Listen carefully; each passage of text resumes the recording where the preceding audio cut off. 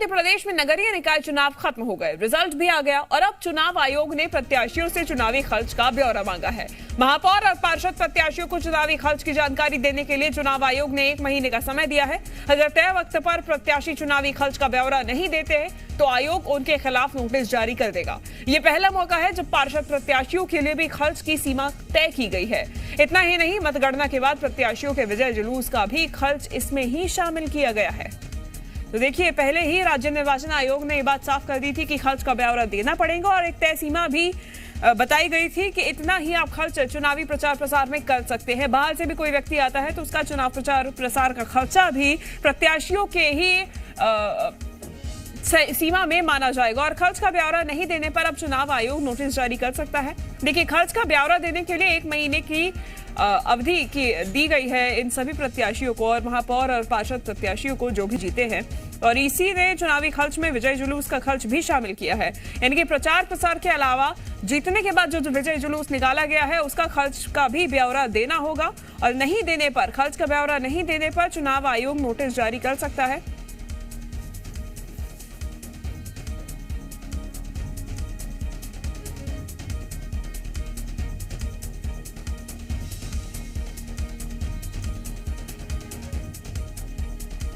ज्यादा जानकारी के साथ जी मीडिया संवाददाता प्रमोद शर्मा हमारे साथ जुड़ गए हैं। प्रमोद, पहले ही बता दिया गया था कि खर्च का ब्यौरा देना पड़ेगा, लेकिन अब जुलूस निकाला गया है अगर विजय के बाद, उसका भी ब्यौरा देना पड़ेगा इसी खर्च में। देखिए, पहली बार राज्य निर्वाचन आयोग ने व्यवस्था की कि पार्षदों को चुनावी खर्च का पूरा ब्यौरा देना होगा। अब 1 माह की समय सीमा तय कर दी है। 1 माह के भीतर ये जो रिजल्ट आए उसके बाद पूरा खर्च का ब्यौरा देना होगा। महापौर और पार्षदों को जितना भी चुनावी खर्च है वो ब्यौरा देना होगा।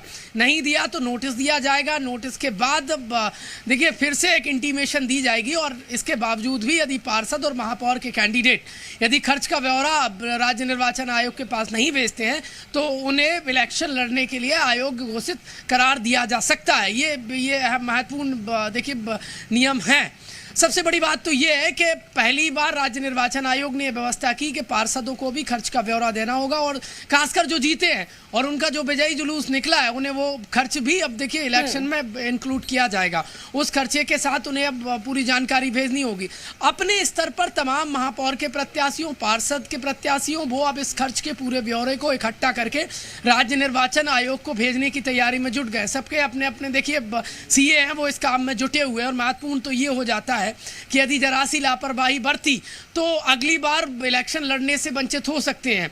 इसीलिए एक एक कैंडिडेट पूरी तैयारी में जुटे हुए हैं कि खर्च का पूरा ब्यौरा राज्य निर्वाचन आयोग को भेजा जाए, वो भी समय सीमा के अंदर। बिल्कुल प्रमोद, और लंबी पारी खेलनी है तो खर्च का ब्यौरा देना ही पड़ेगा। 1 महीने का समय भी इसके लिए दिया गया है। प्रमोद, महत्वपूर्ण बात यह है कि इसमें पार्षदों को भी इसमें पहली बार इंक्लूड किया गया है। देखिए, महापौर का खर्चा पहले से ही फिक्स था। राज्य निर्वाचन आयोग महापौर के जो कैंडिडेट हैं उनका खर्च का ब्यौरा पहले से ही लेता था, लेकिन इस बार राज्य निर्वाचन आयोग ने व्यवस्था बदली है और जो पार्षद के कैंडिडेट मैदान में थे उन सभी को खर्च का ब्यौरा 1 माह के अंदर देना होगा। जो नतीजे आए हैं, जो मतगणना तारीख से 1 माह के भीतर देना होगा। देखिए, पिछली बार भी हमने देखा था विधानसभा इलेक्शन के कुछ कैंडिडेट समय सीमा में खर्च का ब्यौरा नहीं दे पाए थे, तो बड़ी संख्या में प्रदेश के ऐसे कैंडिडेट को जो प्रत्याशी हैं, उम्मीदवार रहे हैं, उनको अयोग्य घोषित किया गया है और राज्य निर्वाचन आयोग भी उसी व्यवस्था में आगे बढ़ेगा। तो इसीलिए अब जो कैंडिडेट है उनकी मुश्किलात बढ़ती नजर आ रही हैं। उन्हें एक एक खर्च पूरा समेटना पड़ रहा है और समय सीमा के भीतर राज्य निर्वाचन आयोग को ये जानकारी भेजनी होगी।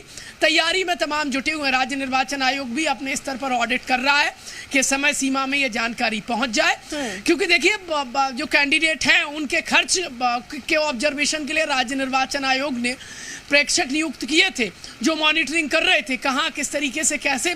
उनके पास अपनी जानकारी है और यदि पार्षद कैंडिडेट या महापौर कैंडिडेट कोई जानकारी छुपाते हैं तो प्रेक्षक की रिपोर्ट के जरिए भी देखिए छटनी होगी। बिल्कुल प्रमोद, यानी कि 1 महीने का समय है। साफ साफ तौर पे ये जो भी नतीजे हैं, नतीजों के आने के बाद ब्यौरा देना जरूरी है, ये साफ कर दिया गया है। धन्यवाद प्रमोद तमाम जानकारी के लिए।